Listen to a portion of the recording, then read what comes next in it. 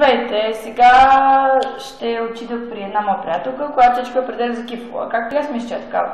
Сега ще получите отговорите на всички въпроси. Така.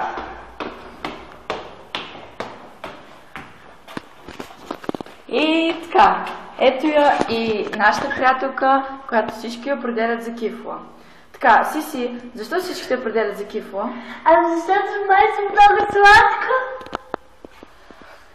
Много съм сладка. Добре, сега, ако обичаш стани, за да можеш да се виждаш по-добре като обектива. И така, колко грама, колко, какво те питам сега, не знам, нещо кифлинско. Кажи ми,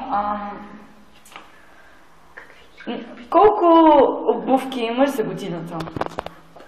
Не знам, кифлински са, ама не знам, не съм ги брояла. Добре. Приблизително колко рокли имаш?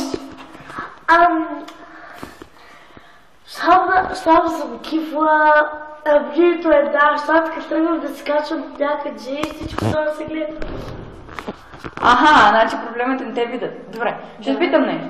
Ако едно момче има БМВ, би ли излязла с него, независимо на колко години е той?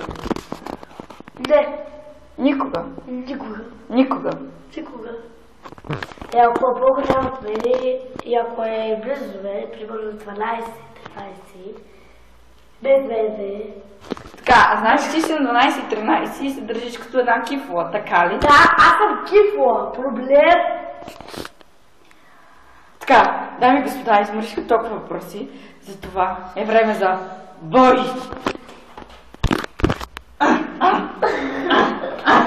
Мри, кифла! Мри! Кифлата е вкусна, а не като вари. Хората сухи, безвкусни. Ако не мармелад и шоколад. Дами и господа, тази кифла може да се отбранява с червило и спирала. До скоро!